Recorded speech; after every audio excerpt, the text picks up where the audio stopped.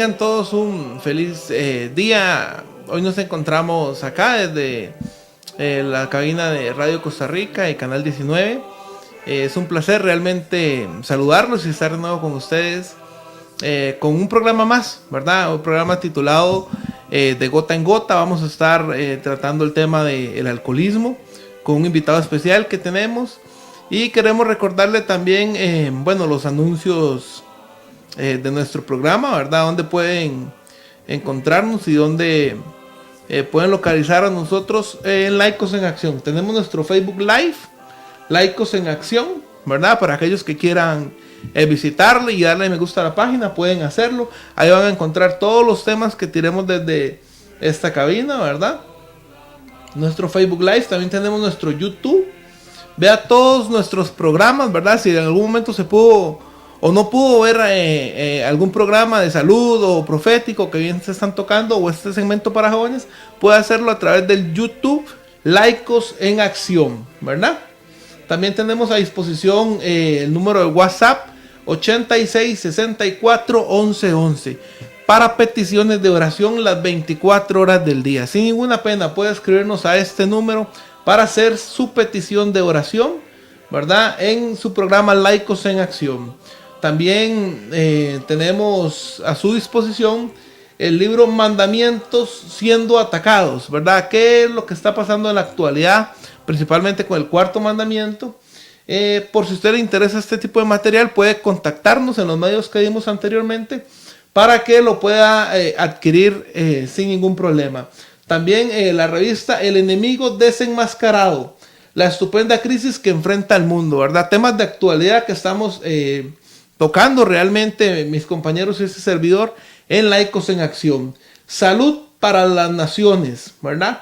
Todo el tema del régimen pro salud que nosotros creemos, puede compartirlo o lo estamos compartiendo para su disposición. Nada más contáctenos en los medios que dimos para adquirir esta revista Salud para las Naciones, ¿verdad? Y también tenemos cómo encontrar la paz interior. Si usted tiene algún problema, algún conflicto de cualquier índole, tenemos esta revista, ¿verdad? Que está basada, por supuesto, en la palabra de Dios. Cómo encontrar la paz interior. ¿Será que Dios en su palabra nos da alguna enseñanza o algún manual de cómo encontrar la paz interior? Pues bueno, puede contactarnos y recibir cualquiera de estas revistas que están completamente a su disposición. Sin más preámbulo, queremos presentar el día de hoy a nuestro invitado, el hermano Julio Brenes, que se encuentra con nosotros. Ya más adelante le vamos a estar haciendo preguntas específicas, pero realmente es un honor tener a una persona que ha sido utilizada por Dios durante muchos años para la predicación del evangelio a jóvenes en este país. Es un gran privilegio tenerlo como invitado acá en nuestro programa de Laicos en Acción. Bienvenido, Julio. Siéntase en su casa, ¿verdad? Y muchísimas gracias por aceptar la invitación de compartir con nosotros su experiencia personal y espiritual también. Claro, Mauricio, con todo gusto. Para mí es un honor, un privilegio. En lo que ustedes gusten, estamos para servirles. Ok, don Julio. El programa de hoy lo hemos titulado De Gota en Gota. Este es un segmento que tenemos en Laicos en Acción, específicamente para jóvenes, ¿verdad? Nos preocupa mucho y sé que también es de su interés la juventud actual, ¿verdad? Me consta cómo ha trabajado para los jóvenes, ¿verdad? Y compartimos muchos criterios de cómo la sociedad y muchas personas han visto a los jóvenes sin la importancia que ellos requieren, ¿verdad? Entonces, por eso hemos creado este segmento y pues como les mencionaba fuera de cámaras, vamos a estar tocando otro tipo de temas de ámbito juvenil. Don Julio, le pregunto, ¿cómo era su infancia? Vamos a empezar desde ahí, ¿verdad? ¿De dónde usted proviene, verdad? No sé, costarricense de nacimiento, ¿verdad? Que usted le cuente un poquito a las personas que nos escuchan. ¿Dónde proviene? ¿Cómo era su infancia? ¿Cómo era su hogar? Un hogar con padre, madre. Queremos que nos cuente un poquito acerca de su infancia, su crianza, ¿verdad? ¿Cómo fue cerca de los 10, 12 años? ¿Cómo usted contaría su historia de esa edad? Claro, Mauricio. Bueno, básicamente yo nací en un pueblito allá en Pacayas de Cartago. A los 6 años me sacaron de ahí para venir a San José. Soy hijo de un padre alcohólico, 8 hermanos, hermanos y hermanas. Nos criamos en extrema pobreza y vinimos acá a San José, mi padre buscando fuentes de trabajo. Y digamos que mi niñez fue muy tranquila, a pesar de que había muchas necesidades económicas. Al ser 8 hermanos nos apoyábamos, nos motivábamos y en esos tiempos era fácil conseguir frutas en todo lado, era fácil que la gente le ayudara a uno, digamos, a suplir algunas necesidades. Entonces mi niñez fue bastante tranquila, bastante sana. Sin embargo, ya cuando entré a los 12 años, todo cambió, porque me relacioné con otros, con malas amistades. Malas amistades. Cuando me di cuenta estaba enrolado en un movimiento hippie que hablaba de paz, de amor, y eso para un adolescente, wow, le atraía. Y resulta que con el tiempo descubrí que la tal paz de la cual se hablaba era el efecto de la droga, y el amor era sexo libre sin responsabilidad, pero ya yo estaba atrapado. Duré 10 años, desde los 12 a los 22 años atrapado en ese movimiento, alcoholismo, drogadicción, vandalismo, hasta que Dios me encontró. Tuve un encuentro con Dios y mi vida cambió radicalmente. Ahora, Julio, usted hablaba de que, bueno, fue criado en un hogar con muchos hermanos, ¿verdad? Y pues obviamente la economía en ese tiempo, ¿verdad? Al ser tantas personas, pues no era la mejor, ¿verdad? Estamos hablando de pobreza extrema. ¿Usted cree, don Julio, en la experiencia personal que de pronto, y esa pobreza que padecía su familia, fue un causante para que usted tomara este rumbo? Bueno, en realidad no, porque sea como sea, a pesar de que éramos hijos de un padre alcohólico, él nunca dejó de trabajar y siempre suplió de una u otra forma. Él acostumbraba todos los domingos coger un saquito de gangoche, se lo metía en la bolsa de atrás y se iba al pueblo donde habíamos salido, que tenía hermanos y hermanas y muchos familiares, y entonces en las noches llegaba con el saco lleno de verduras y frutas para la semana, y siempre trabajaba. Entonces siempre había lo básico, por lo menos, y vecinos que veían las necesidades y nos suplían pan y nos suplían cosas.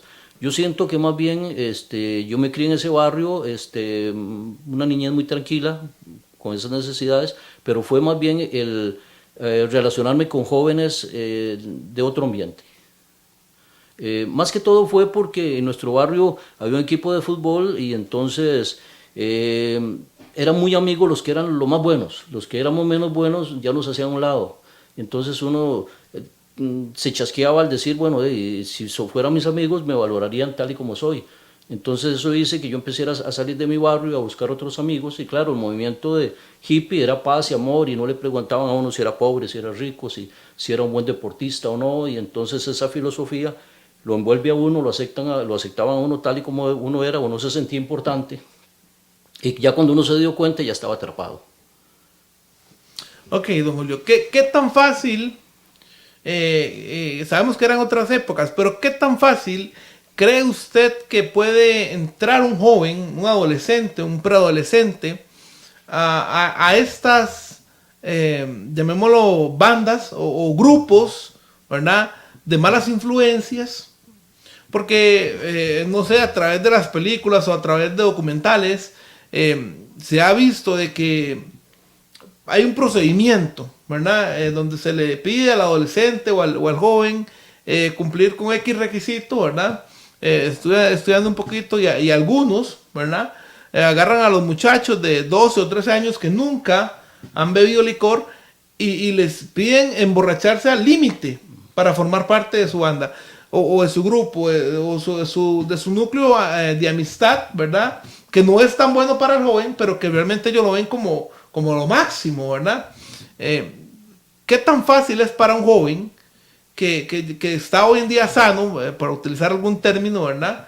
Entrar a este ambiente del alcoholismo, ¿verdad? O entrar a un grupo de malas compañías. ¿Qué tan fácil o qué tan factible es o necesita tener ciertas características? Porque hablamos, por ejemplo, del grupo de fútbol. Si no eras bueno, no tenías talento, no podías entrar. Pero para un grupo de alcoholismo, de jóvenes alcohólicos o drogadictos, ¿qué se necesita o qué tan fácil es poder ingresar ahí? Bueno, hoy en día es mucho más fácil que antes, por todo lo que son redes sociales. Sin embargo, en aquella época el machismo era muy fuerte. Por ejemplo, lo criaban con la filosofía de que los hombres éramos de la calle y las mujeres de la casa. Entonces éramos 8 hermanos, mis hermanas 5 hermanas y 3 hombres. Entonces a los hombres nos dejaban sueltos, ¿verdad? Aparte que en ese tiempo no era tan peligroso andar en la calle como ahora, por lo menos eso se creía. Entonces los padres tal vez se desentendían un poco de los varones.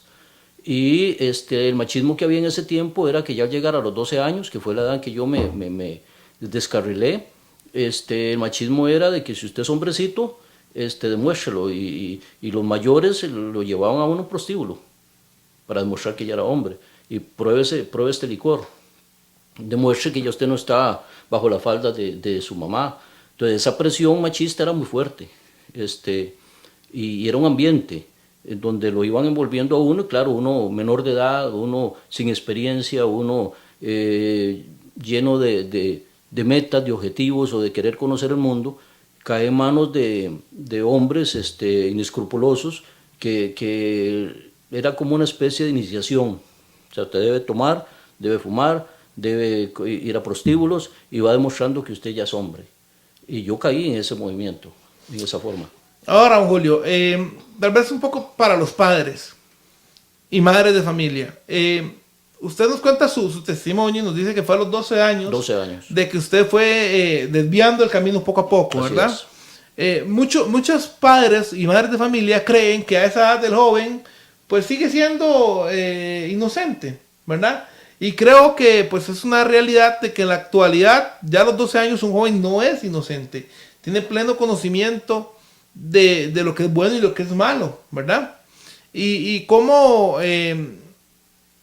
podría hablarle usted a los padres de familia, o a qué edad cree usted que es conveniente, don Julio, empezar a tocar estos temas, porque hay padres que esperan a los 15 o 16 o 17 años para hablarle al joven acerca del alcoholismo y los efectos que trae el ingerir licor física, emocional, psicológicamente, y pues realmente esa edad no es una edad muy madura ya para hablarle al joven, pudiéndose hacer a una edad más temprana. ¿Qué edad recomienda usted, don Julio, para que los padres se sienten con sus hijos e hijas y le dialoguen y le expliquen? Mucho se habla ahora del tema de la sexualidad, ¿verdad? Que los padres tienen que hablarle a los hijos y explicarles los actos sexuales y las consecuencias que pueden traer a ellos, pero poco se habla de que tienen que hacerlo con el alcohol y con las drogas.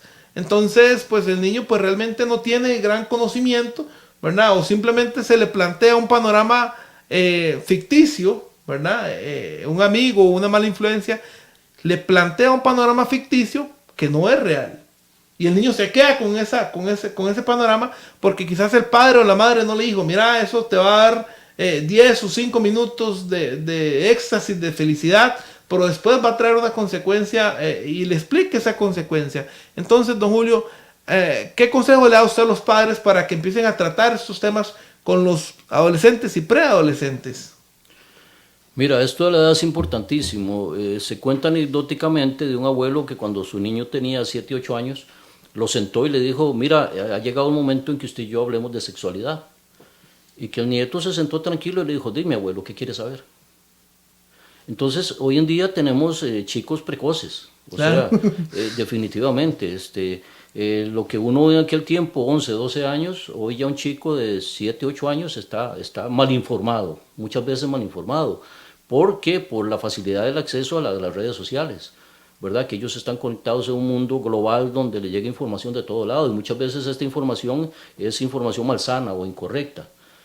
Más lo que escuchen de sus compañeritos, de sus amigos, de las noticias, que muchas veces los padres somos imprudentes, porque a veces los padres nos ponemos a ver los noticieros que traen información con mucha violencia, con mucho, que daña la mentalidad de los chicos y tal vez el niño uno lo ve jugando ahí o al jovencito lo ve aparentemente distraído, pero ellos están absorbiendo todo eso y todo eso sin que ellos se den cuenta les está afectando.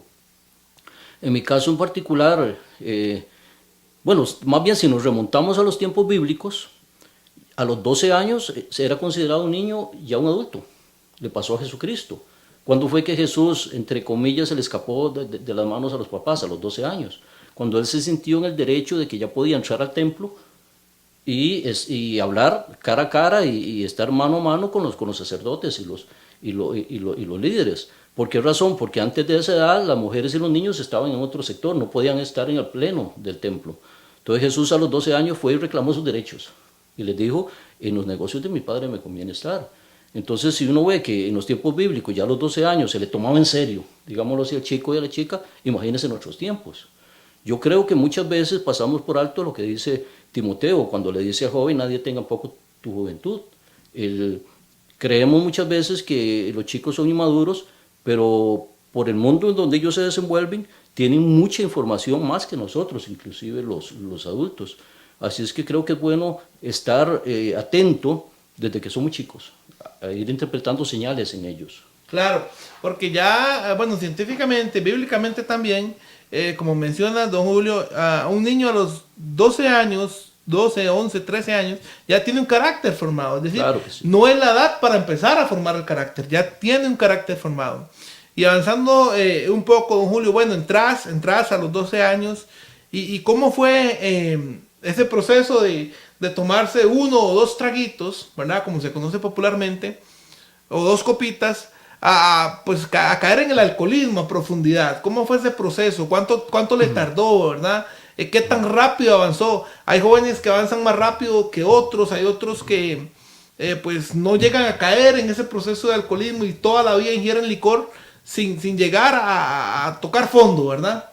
¿Existe eso, don Julio? Porque hay jóvenes que dicen o plantean la idea de que no, yo puedo ingerir licor y puedo continuar con mi vida, con mi trabajo, con mis estudios, y no voy a tocar fondo, no voy a vivir en una calle, no voy a perder a mi familia, no voy a perder a mi esposa, no voy a perder nada, simplemente ingiero licor y en algunas actividades o en algunas festividades y pues no pasa nada, continúo con mi vida normalmente. ¿Puede tener el ser humano control de eso? Es muy relativo, porque uno no sabe, primero desconoce el efecto inicial que le vaya a causar el licor, y segundo, no sabe qué tan propenso puede ser uno, cuánto le puede llegar a gustar. Cuando usted nunca ha probado una comida y la prueba, puede ser que te guste tanto que se vuelva su comida preferida y le apasione, y hasta llegues a causarte problemas de salud por estar consumiendo demasiado azúcares o demasiado sal, etc. Con el licor pasa lo mismo, ese es un mundo desconocido, donde se puede entrar por curiosidad, por presión de grupo, por lo que sea, pero una vez que se está dentro, se es víctima de que algo está controlando tu mente. Porque el gran problema con el licor, igual con las drogas, es que el efecto que está produciendo en la mente es muy diferente a lo que está sucediendo en el cuerpo. Por ejemplo, un joven tímido empieza a tomar licor, de un pronto a otro se siente simpático, se siente extrovertido, y él se siente el alma de la fiesta cuando en realidad se está convirtiendo en un pedante. Pero si toma el volante, se siente que es el chofer más ágil del mundo cuando en realidad está perdiendo cualidades, o sea, reflejos. Entonces, una cosa es el efecto mental y otra cosa es lo que realmente está sucediendo con el cuerpo. Un chico, digamos, que considera que él no es muy tipo, que no es popular con las chicas, empieza a tomar licor, y de un pronto a otro se siente el más guapo, aunque le falte el diente delantero, pero él se siente el más guapo. O sea, el licor le hace sentir simpático, guapo, inteligente, con más reflejos mentalmente, pero físicamente está sucediendo todo lo contrario, está perdiendo cualidades. Entonces es dejarse gobernar por químicos en nuestra mente que nos traicionan y nos van atrapando, porque cada vez el licor, cada vez el tabaco y las drogas son más adictivas, les agregan venenos y químicos que lo hacen a uno más adicto porque el comercio le conviene. Entonces, yo tengo una frase y digo que la mejor forma de dejar el licor, de la mejor forma de dejar las drogas, es déjelo quedito, no lo toque. Nunca lo toque, déjelo. Es la mejor forma. Después de ahí, una vez que se entra en eso es imposible saber las consecuencias. Ahora, Julio, hablaste que son dos aspectos, el mental y el físico. En su experiencia personal y también para que nos cuente un poquito de su testimonio, ¿verdad? De su vida como tal, ¿cuál fue el daño mental más severo, más grave que le dejó a usted el alcohol? Bueno, resulta que, si uno no era muy bueno en los deportes, si no era muy popular en los deportes, había que volverse bueno y popular en algo. Entonces, si uno le demostraba a los amigotes mayores de edad de que uno era capaz de tomarse varias cervezas y que uno era capaz de demostrar que ya uno era un hombrecito. Entonces era como un reto para uno el poder consumir más y, entre comillas, mantenerse fuerte, mantenerse firme. Lamentablemente en ese tiempo dejaban a los menores de edad entrar a las cantinas. Era muy camuflado y que mi amigote, que es mi amigo, que es mi sobrino, que es mi hijo. Y entonces eso hacía que uno sintiera que estaba entrando en una vida social donde ya uno era importante, ya lo tomaban en cuenta. Ya uno podía fumar, ya uno podía tomar, mientras que ya no es un chiquillo. Entonces ese machismo fue muy dañino porque era una forma de hacerle sentir a uno que ya uno estaba grande. Entonces uno ya se empezaba a rebelar contra los padres, a empezar a llegar más tarde a la casa, a no pedir permiso, porque ya usted está grande, ya usted es un hombrecito. Entonces uno va quedando atrapado sin darse cuenta en esa búsqueda de independencia, esa búsqueda de que ya soy grande, de que ya tengo mis derechos, de que soy popular, que ya soy parte del grupo, de que ya me ven como alguien que ha demostrado o está demostrando. Entonces, ese tipo de iniciaciones creo que siempre han existido, desde las tribus ancestrales que ponían a sus guerreros a someterse a situaciones muy difíciles para demostrar que ya eran hombres o eran cazadores. Creo que un plano más civilizado, entre comillas, sigue sucediendo. Ahora, se dice que un joven, ¿verdad?, puede vivir lo que un joven de 25 años puede vivir lo que un adulto de 50 no ha vivido, ¿verdad? Porque su vida va tan revolucionada, tan acelerada, de que ha pasado por todo, por absolutamente todo. ¿Fue ese su caso, don Julio? ¿Llegó a usted a experimentar cosas que quizás hoy un adulto de 50, 55 años no haya experimentado? Lamentablemente fue así. O sea, es lo que decían los antiguos, madurar con carburo, ¿verdad? Cuando se madura una fruta a la fuerza. Pero no es algo que uno le desea a nadie, porque de 12 a 22 años, fueron 10 años que yo estuve atrapado en el movimiento hippie, fueron uno de los años más preciados para un ser humano. Y malgastar ese tiempo que uno podría estar en deportes, con amigos, actividades familiares, malgastarlo en vicios, malgastarlo con malas compañías, esos 10 años yo nunca los voy a recuperar. Fueron 10 años. Hoy en día, para honra y gloria de Dios, me pueden servir de experiencia para ayudar a otros. Pero personalmente o vivencialmente yo hubiera preferido llevar una vida más tranquila, una vida sin tanto golpe, sin tantas heridas, sin tanto daño. Bendito sea el nombre de Dios que está usando eso para beneficiar a otros, pero de que uno queda afectado, uno queda afectado. Ahora, Julio, ¿cuál es el punto donde usted dice, bueno, hasta aquí, ya no más? ¿Qué removió en su corazón, en su vida para decir, bueno, tengo que hacer un cambio, ¿verdad? ¿Hubo algún aspecto espiritual, alguna invitación, pues obviamente a ser un creyente, ¿verdad? ¿O fue algo, una decisión un poco más personal al ver su estado que ya había sido, pues obviamente durante 10 años atacado fuertemente, ¿verdad? Tanto física como mentalmente, porque deduzco que usted al ser un joven de 22 años no parecía un joven de 22 años. Entonces su aspecto físico y mental también había sido atacado.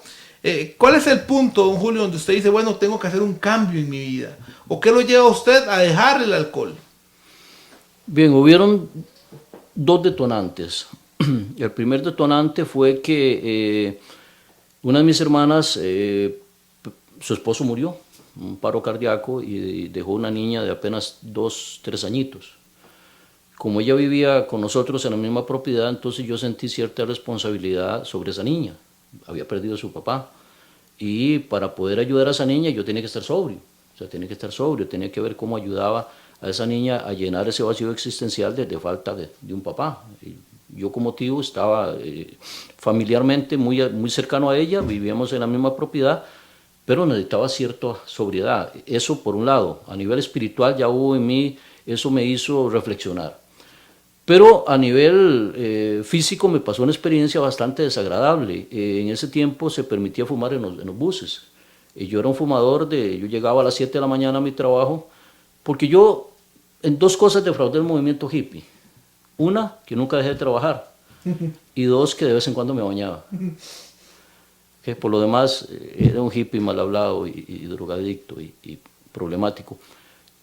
Sin embargo, a lo que voy es que, se permitía fumar. Yo cuando llegaba a mi trabajo a las 7 de la mañana ya me había fumado unos 8 o 10 cigarros, unas 2 cajetillas al día. Pero esa noche, una noche, yo venía de regreso de San José para mi casa, Guadalupe, eran como las 10 de la noche, era el último bus, había llovido, yo no tenía dinero, yo no tenía cigarros, y ya mi sistema nervioso estaba más o menos así, temblando, por falta de la nicotina y otros venenos que trae el tabaco. Hoy en día trae más venenos que antes. Y entonces yo no había podido juntar colillas en la calle porque había llovido. Entonces yo me subo al bus, solo estaba el chofer, había alguien atrás fumando y yo. Entonces ya cuando mi cuerpo empezó a temblar, yo fui atrás al caballero, le dije que me regalara un cigarro, me dijo que no tenía, yo le dije que me diera lo que estaba fumando, me dijo que no, y yo se lo arrebaté. Y fui, me senté y me lo fumé como si mi vida dependiera de eso. Cuando yo terminé de fumarme el cigarro, y ya volví en sí, y vuelvo a ver a la persona que yo le había quitado el cigarro, resulta que era un indigente, con meses de no bañarse, cosas verdes en su barba, con granos infectados en sus labios, con granos infectados en sus dedos. Y yo me puse a pensar que yo le había quitado el cigarro de la boca a ese hombre y de sus dedos infectados, me lo había llevado a mi boca, me lo había fumado, como si mi vida dependiera de eso. Y eso fue un detonante. Yo me dije, no es posible que yo haya llegado tan bajo. Eso me desmoralizó a tal punto que yo me dije, ok, tengo que hacer algo, tengo que buscar ayuda. Ya allí Dios empezó a trabajar, porque mi reto era el día siguiente, cuando yo me iba a subir al bus para ir al trabajo, todo el mundo, bueno, un gran porcentaje de los pasajeros iban a estar fumando. Yo no quería volver a fumar, pero la adicción era tan grande que yo decía, ¿qué lucha? ¿Qué voy a hacer? Y resulta que yo me subí al bus y por primera vez en 10 años yo sentí repulsión por el tabaco. En lugar de sentirme atraído, sentí repulsión. Eso fue un milagro que Dios hizo en mi vida. Y hasta el día de hoy yo siento repulsión. Casi 40 años después. Bastante tiempo. Wow. Tiempo. ¿Y con el alcohol sentía esa misma repulsión, don Julio? Es que el alcohol lleva otras cosas. Okay, generalmente en el ambiente, para un hombre, un chico, alcohol significa alcohol, chicas, música, baile, amigos, diversión. Entonces, es todo un paquete, es un combo, ¿verdad? Estoy deprimido, quiero sentirme bien, o soy muy tímido y con el licor ya me vuelvo extrovertido. Tengo pocos amigos y con el licor, pues, si no son amigos, son amigotes. En mi barrio o en mi colegio o en mi hogar yo no soy popular, pero ya en el ciclo de amigos ya me vuelvo popular. Entonces, es todo un combo que viene incluido con el alcoholismo, el ambiente que rodea, la presión de grupo y el hecho de que vivimos en un país donde el licor es legalizado, o sea, no es ilegal consumir alcohol, un país que por evitar el contrabando, entonces el mismo gobierno produce alcohol. Entonces siento que el joven recibe un mensaje de que no es tan malo, y que si lo pueden tomar los presidentes, los diputados, los padres de la patria, ¿por qué yo no? No es un delito. Y entonces eso hace que inconscientemente el chico sienta que lo que está haciendo, al fin y al cabo, esto no es tan malo, porque si los que debieran dar el ejemplo lo están haciendo, ¿por qué? ¿Cuál es el problema? Sí, claro. Ahora, don Julio, para ir avanzando en su vida, ¿cómo llegó a una iglesia? ¿Cómo fue su primera experiencia en una iglesia? ¿Verdad? ¿Cómo fue ese paso de ser un alcohólico, un adicto a las drogas, pues a llegar a una iglesia? Y pues más adelante vamos a ver cómo servir en esa iglesia durante tantos años ya, don Julio. Pero ¿cómo fue ese paso de un extremo al otro completamente? Bueno, Dios siempre me anduvo buscando, porque Él sale a buscarlo a uno. Uno es el que le da la espalda a Dios. Por eso la palabra de Dios dice, y oirás a tus espaldas palabra que diga, este es el camino, y anda por él. ¿Por qué Dios habla a las espaldas y no habla de frente? Porque uno le da la espalda a Dios. ¿Qué le queda a Dios? Hablarnos a la espalda. Entonces Dios ya me había buscado y ya me había invitado a diferentes iglesias o reuniones juveniles cristianas. Y fui en una ocasión, pero mis ojos fueron puestos más en la chica de ojos verdes que me invitó que en Jesucristo. Y cuando ella se dio cuenta, ella me confrontó y me dijo, no, yo lo invité a usted para que tenga un encuentro con Jesucristo, que buena falta le hace, me dice. Y si usted acepta a Jesús y se convierte, pues tal vez después hablamos, ¿verdad? Pero ahí nunca hablamos, porque mi mirada estaba en ella, antes de conocer desde luego a mi esposa. Y entonces ella me dijo, Entonces Dios me estuvo buscando, había personas que se atrevían en los buses, habían jóvenes, en ese tiempo habían jóvenes cristianos que en los buses ellos llegaban y repartían literatura y esa joven se me acercó en el bus y me invitó y yo no sé cómo se atrevió a acercarse por mi apariencia, ¿verdad? Más bien a mí los jóvenes me rehuían. Y ella se acercó y me invitó y entonces me pareció impactante que como una muchacha tenía la confianza o más bien el carácter y la valentía de acercarse a mí e invitarme a una actividad en su casa. Y yo fui en varias ocasiones, pero como le digo, mi interés estaba en ella. Esa fue una de las veces que yo sentí que Dios me estaba llamando. Ok, así pasé esos 10 años, pero en 1980, ya yo tenía, mi actual esposa, éramos novios, un hermano de ella era líder en la iglesia adventista de Atillo, antes del 1980. Venía para Costa Rica una campaña que hasta el día de hoy ha sido la más revolucionaria, la campaña del pastor Kenny Cox. Hoy en día es común ver pantallas gigantes electrónicas en Costa Rica, pero en ese tiempo, en 1980, entrar a un lugar donde se iba a predicar la palabra de Dios y ver 4 pantallas gigantes electrónicas, un mezclador de música de unos 2 metros de largo, fue impactante, fue en realidad una campaña impactante. Entonces él me invitó, yo por compromiso fui porque era mi cuñado y yo tenía pretensiones con su hermana, así es que había que ganarse a los cuñados, y eran 4 cuñados, 4 varones y solo una mujer, entonces había que ver cómo se los ganaba uno. Y yo fui, confieso que las primeras veces yo iba drogado y tomado, ¿verdad? Pero iba. Pero Dios ahí empezó a trabajar. Ya me había demostrado unos meses antes que Dios estaba haciendo un milagro en mi vida porque o logró que en mí hubiera repulsión al tabaco, después de 10 años de estar consumiendo tanto tabaco. Entonces ya yo me di cuenta que Dios existía, que era real, que no era una falacia. Y asistí 31 noches de conferencia, porque en ese tiempo las conferencias eran de 40 días, sí. Y después de 30 días, y después de 22, de 15. O sea, llegar a la semana. Sí, a la semana, y a veces, hoy en día a veces he ido a campañas evangelísticas y me dan un fin de semana, ¿verdad? Entonces, pero en ese tiempo eran 31 noches. Entonces, Dios ahí empezó a trabajar, y me fue sacando. Cuando me di cuenta ya estaba fuera. Qué maravillosa, ¿verdad? La obra de Dios en su vida. Y a partir de ahí, don Julio, cuéntenos un poquito, a partir de ahí, cómo se ha desenvolvido, cómo fue sus primeros años en la iglesia y cuántos años tiene ya de estar trabajando para Dios dentro de una iglesia y también con su propio ministerio. A ver si nos habla un poquito de él, a qué le hace énfasis, ¿verdad? Sabemos que es temas juveniles, pero que nos cuente un poquito después de ahí, don Julio, cómo fue su experiencia entrando a la iglesia y en adelante hasta el día de hoy. ¿Hace cuántos años ya de eso? Bueno, para honra y gloria de mi Dios, estamos hablando de 1980, ¿verdad? Junio de 1980, o sea, casi 38 años. Casi 38 años.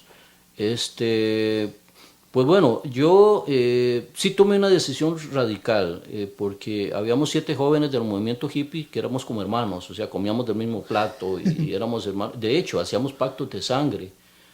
El pacto de sangre consistía en una ideología tomada de las tribus Sioux y los Cheyenne, que era cortarse esta parte y pegar muñeca con muñeca, sangre con sangre, y entonces aparte de ahí éramos hermanos de sangre. Gracias a Dios el SIDA en ese tiempo estaba apenas empezando en otro lado del mundo, ¿verdad? Porque hubiera sido peligrosísimo.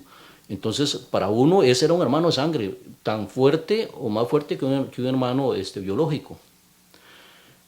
Entonces cuando yo decidí ya convertirme al Señor, yo decidí buscarlos a ellos y decirles que me despedía, que les quería muchísimo, pero que yo había decidido cambiar de vida. Entonces que les agradecería que no me buscaran y que yo no iba a volver.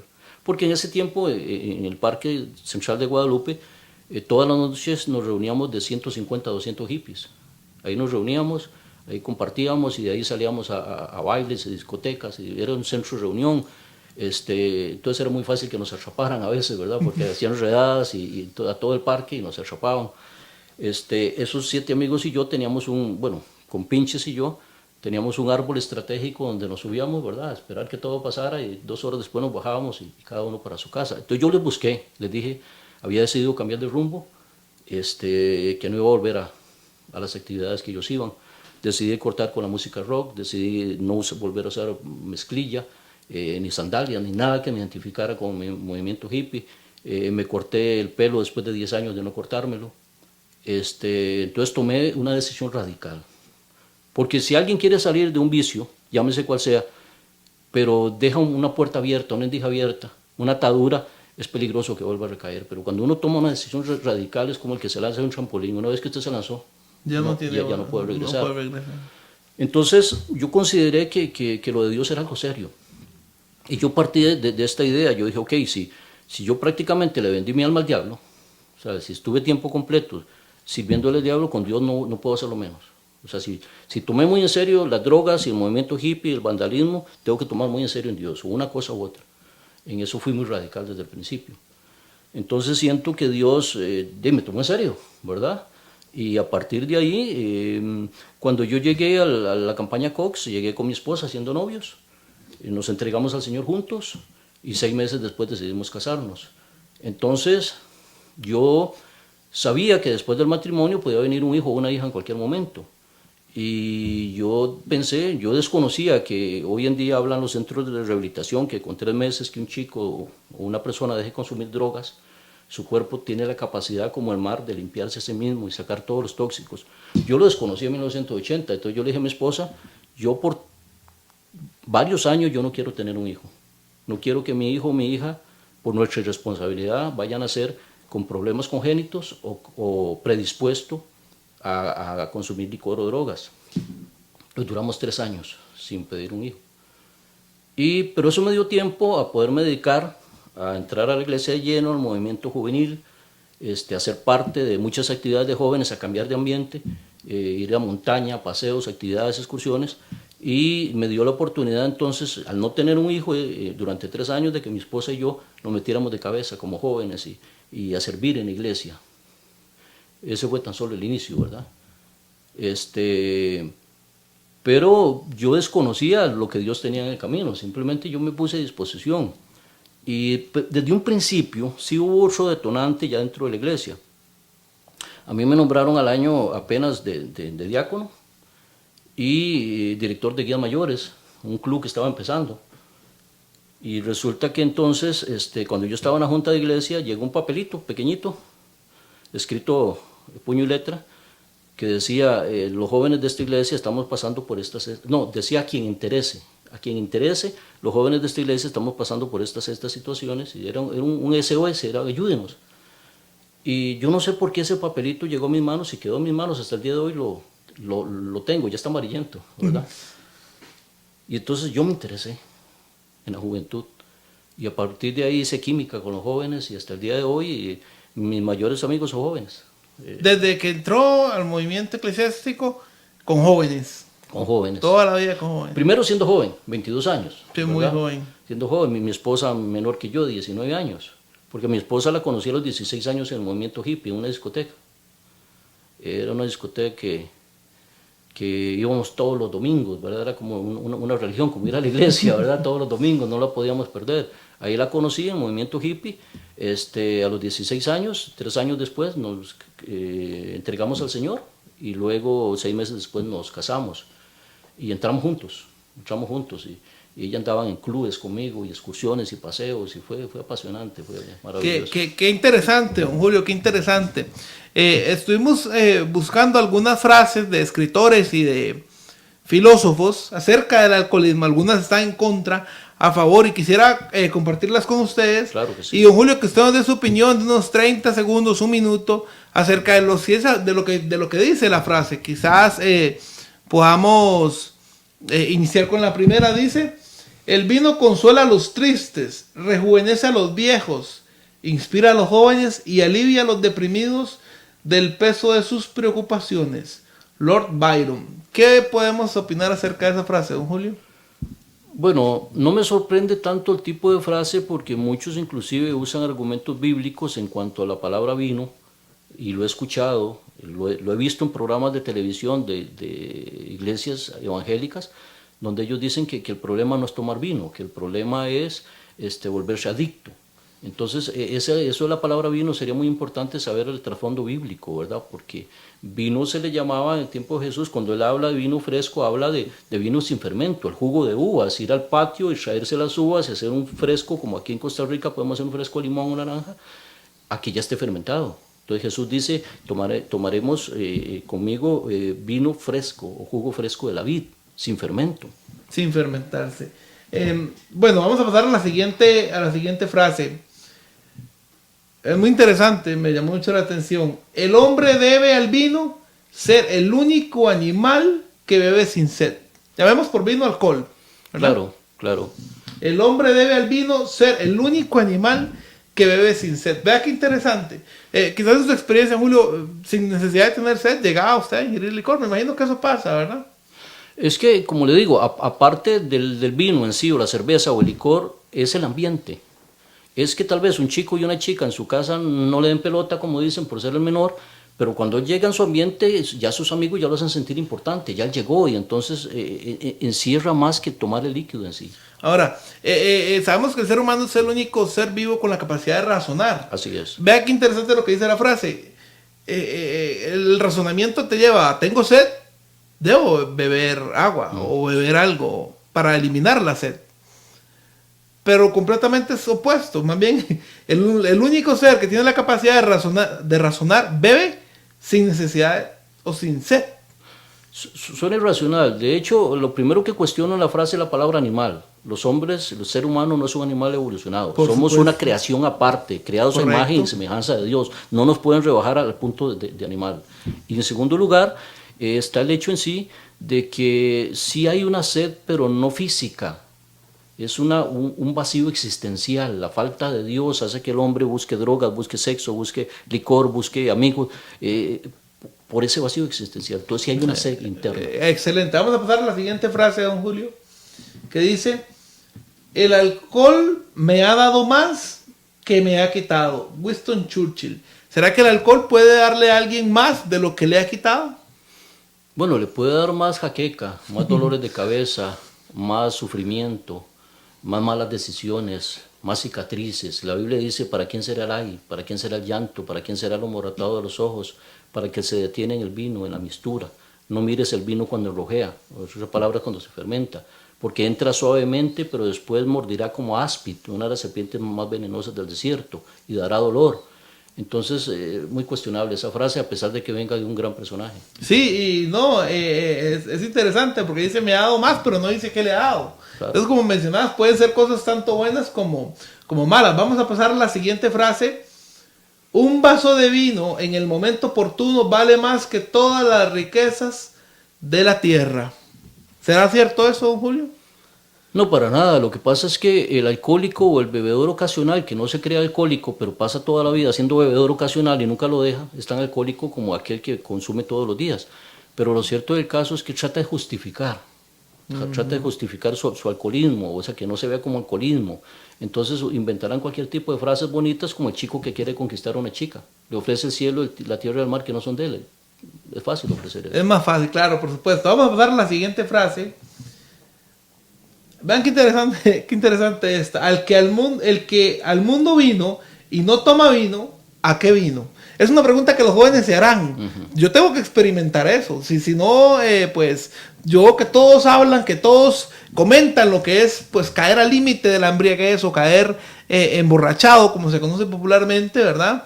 Y yo no he sentido eso. Yo quiero sentir eso porque si no mi vida no tendría sentido o no podría dar mi opinión acerca del tema, ¿verdad? Que pues tanto se habla en los colegios y las escuelas hasta el punto de que mencionabas ahora, 12, 11 años, y que hoy no experimente. El que al mundo vino y no toma vino, ¿a qué vino? Sí, es una frase muy capciosa. Sin embargo, es un asunto de sentido común. O sea, hay otra frase que yo no comparto que dice que nadie escarmienta por cabeza ajena. Claro, con ese argumento los jóvenes tratan de probarlo todo para saber qué es bueno, qué es malo, pero se puede escarmentar de cabeza ajena. En otras palabras, un joven, un adolescente, no tiene que estar tirado en un caño, echando espuma por la boca y haber perdido a su familia, su trabajo y su salud para comprender que el licor es malo. O sea, no importa lo que las frases ofrezcan, no importa lo que la publicidad ofrezca. El punto es que los resultados hacen ver que el licor es una maldición. Las drogas desde 1940 para acá están destruyendo a la humanidad, pero el licor ha sido ancestral, son más de 6.000 años de estar destruyendo a la humanidad de las familias. Entonces argumentar que eso es bueno es tratar de tapar el sol con un dedo. Sí, por supuesto. Vamos a pasar a la siguiente frase. A ver hasta cuándo nos alcanza el tiempo. Más vale borracho famoso que alcohólico anónimo. Esta frase no tiene autor, pero me llamó mucho la atención. Más vale borracho famoso que alcohólico anónimo. Es decir, don Julio, el alcohol ha atacado a todos los rangos de la sociedad, desde el más rico hasta el más pobre. ¿Cuántos famosos que aparentemente, en teoría, lo tienen todo? Tienen fama, tienen autos, tienen dinero, tienen cualquier lujo que quisieran darse, lo tienen, pero caen en el alcoholismo y en la drogadicción a tal punto que lo pierden todo, absolutamente todo, y no solamente eso, sino que pierden hasta su propia integridad física y mental. ¿Qué podríamos mencionar de esta frase, don Julio? Bueno, yo he visto muchos jóvenes famosos que con el alcoholismo salen en primera plana, ¿verdad? Porque atropellaron a un niño y lo mataron, o porque se estrellaron, o porque se mataron. Entonces, ese tipo de fama les puede costar la vida. Sí, por supuesto. Es una fama muy peligrosa. Por supuesto. Vamos a pasar a la siguiente frase para avanzar. El día que leí que el alcohol era malo para la salud, dejé de leer. Jim Morrison. Esa frase la comentamos ahora fuera de cámaras. ¿Y qué podríamos mencionar de esta frase? Ok. Cuando se compra una botella de licor o de cerveza, ahí puede mencionar en la etiqueta las cualidades supuestamente, pero si mencionaran todo el daño que le ha causado a la humanidad, nadie la compraría, ¿verdad? O sea, eso es una publicidad falsa. ¿Por qué razón? Porque lo cierto del caso es que quienes tienen esas opiniones son personas ya adictas que no pueden salir de ahí, entonces tratan de justificarse. Claro. Y es una realidad, porque muchas personas dicen, yo no lo voy a dejar, simplemente, y se cierran, lamentablemente, don Julio, se cierran en que no lo van a dejar. La primera cosa de la personalidad humana que se disuelve en el alcohol es la dignidad. ¿Es cierto eso, don Julio? Wow, qué frase más profunda. ¿Verdad que interesante? La primera cosa de la personalidad humana que se disuelve en el alcohol es la dignidad. En el caso suyo personal, ¿fue eso lo primero que se disolvió, don Julio? Sí, es que cuando se cree que el tomar socialmente no es una adicción, porque muchos están atrapados en eso, o sea, el alcohólico es aquel que está tirado en las calles, que es indigente. No, es aquel que no puede pasar un día o una semana sin tomar licor, o sea, porque siente que en él encuentra las fuerzas o encuentra el objetivo de su vida, se escuda detrás de algo. Pero en resumen, hay que ser más valiente para decir no a alguien que te ofrece licor, a decir sí. Decir sí fácil. Ahora, don Julio, bueno, se nos acabó el tiempo. Tenemos más frases, pero se nos acabó el tiempo y quizás en un futuro podríamos... bueno, aquí tenemos la última. El alcohol puede ser el peor enemigo del hombre, pero en la Biblia dice que ames a tu enemigo. Vea cómo utilizan la palabra de Dios para tergiversar una frase. El alcohol puede ser el peor enemigo del hombre, pero en la Biblia dice que ames a tu enemigo. Frank Sinatra. Wow. Mire, eso es torcer las escrituras. Yo escuché a un boxeador profesional a nivel mundial que dice que él golpeaba a su contrincante porque la Biblia dice que es mejor dar que recibir. ¿Ok? Entonces es utilizar la Biblia para justificar algo. Y wow, no es posible. No tiene ningún sentido. Bueno, don Julio, pues ha sido un placer y un privilegio tenerlo acá, compartiendo ese mensaje para los jóvenes, ¿verdad? Que sé que nos van a estar viendo. Sabemos que usted es uno de los líderes juveniles que posee nuestra iglesia en este país. Y quiero aprovecharme de la ocasión para ponerlo a disposición de la juventud, don Julio, aprovechándome de su confianza. Pueden contactarnos, ¿verdad? Si hay alguna madre, algún padre de familia que tiene algún problema con algún joven, pues Dios ha utilizado a este siervo, don Julio, para hablarle a la juventud de este país, ¿verdad? Y ahora, aprovechando este medio, don Julio, en el minuto y medio que nos queda, ¿pueda usted transmitirle algún mensaje a la juventud directamente acerca de prevenir, ¿verdad? Mencionaba ahora, la mejor forma de dejarlo es no tocarlo. Así es. ¿Verdad? Pero si hay alguien que de pronto ya lo tocó, pero no está sumergido completamente en el alcoholismo, sino que está iniciando, ¿qué mensaje usted le da para el joven, el adolescente, el preadolescente, aquel que ya lo hizo, aquel que no lo ha hecho? Un mensaje de manera general para la juventud, don Julio, tal vez lo pueda aprovechar y darlo en este tiempo que nos queda. Claro que sí, quiero aprovechar este tiempo. Decirle a la juventud que si has sentido tentación de probar el licor y las drogas, o ya lo has hecho, lo hecho está, pero Dios quiere ser probado. Él dice, probadme ahora a ver si no os abriré las ventanas de los cielos y os daré bendiciones hasta que sobreabunden. Entonces, si ya probaste lo malo, ¿por qué no tomar en serio a Dios? Probarlo, pero no esa probita como quien chupa un helado y ya no. Probarlo es disfrutarlo, saborearlo, digerirlo y probar realmente el poder de Dios en sus vidas. Y se darán cuenta que cuando Dios llena tu vida, ya está lleno, no necesita una gota de nada.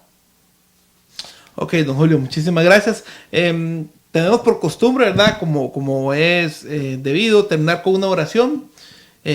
No sé, don Julio, tal vez usted nos pueda tener una pequeña oración para la juventud que está entrando en tanta dificultad, no solamente con el alcoholismo. Vamos a estar tratando temas de pornografía, como el 95% de jóvenes hoy en día ha visto pornografía, las drogas, que es un tema pues obviamente súper amplio.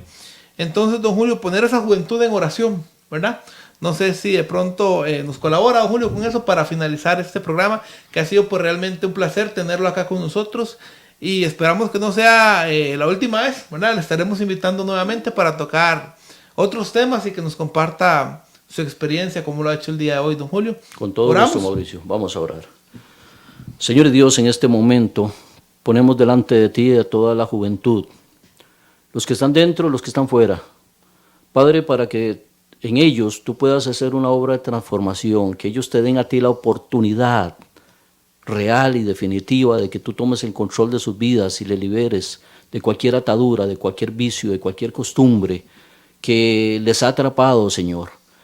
Forma un muro protector sobre aquellos chicos y chicas que aún no han probado, que son sabios, puesto que han visto el ejemplo en otros y se dan cuenta que no importa si el enemigo les ofrece el cielo, la tierra, lo único que al enemigo le pertenece y lo único que ofrece finalmente es el infierno. Señor, libéralos. Protégelos, ayúdalos, permite que ellos sean sabios, no tienen que llegar a ser ancianos para ser sabios. El tomar buenas decisiones demuestra que ya un chico y una chica es sabio. El decir no cuando otros dicen sí demuestra que tienen agallas, que tienen convicciones y sobre todo que tienen principios que los van a liberar, Señor.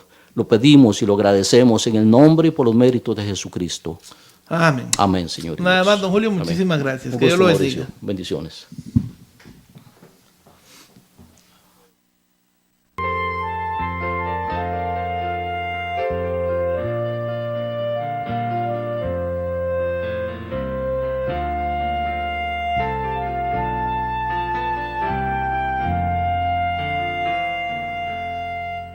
Sublime gracia del Señor, de muerte me libró, perdido fui, me rescató, fui ciego.